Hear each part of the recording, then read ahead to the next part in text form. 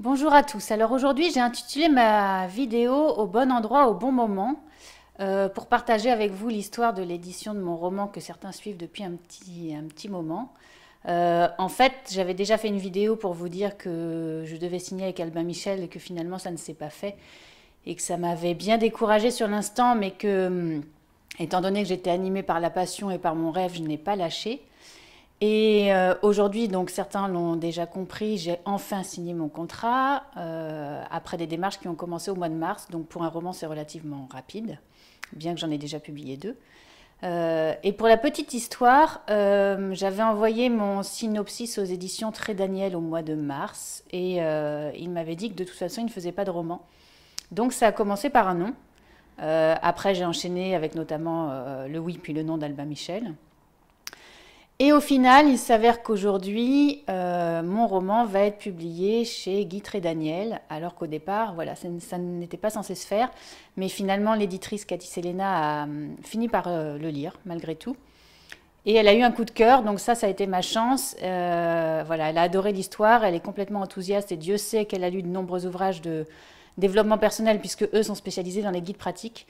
Mais elle a trouvé que la forme était plutôt atypique, originale et sympa pour permettre aux lecteurs de travailler sur eux, mais en lisant une fiction et en s'identifiant aux personnages, sachant que je dévoilerai la thématique du roman un petit peu plus tard. Donc voilà, moralité, tout ça c'est pour vous dire que parfois on a des portes qui se ferment, on a des noms, et c'est juste qu'on n'est pas, on est peut-être au bon endroit, mais pas forcément au bon moment. Moi c'était le cas.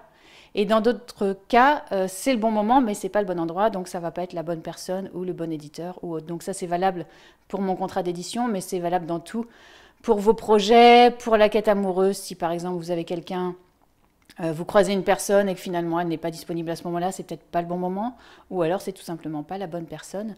Et le message à faire passer par rapport à ça, c'est que quoi qu'il arrive, même si sur l'instant on est déçu et que c'est difficile de se prendre des portes fermées dans la figure, bah, il faut continuer à y croire et surtout il faut lâcher prise, c'est-à-dire qu'il faut se dire ok, là ça marche pas, c'est pas pour ça que ça ne marchera pas, et on accepte de laisser partir. Voilà, c'est voilà, la porte se ferme, on va voir ailleurs et tout en sachant qu'il y en aura une bien plus belle qui s'ouvrira derrière.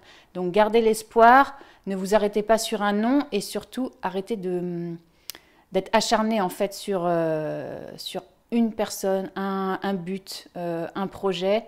Mais voilà, accepter et se dire que tout ce qui ne se fait pas va se faire plus tard ou autrement, mais que si vraiment on a la foi, la passion et qu'on y croit, ça finit par marcher.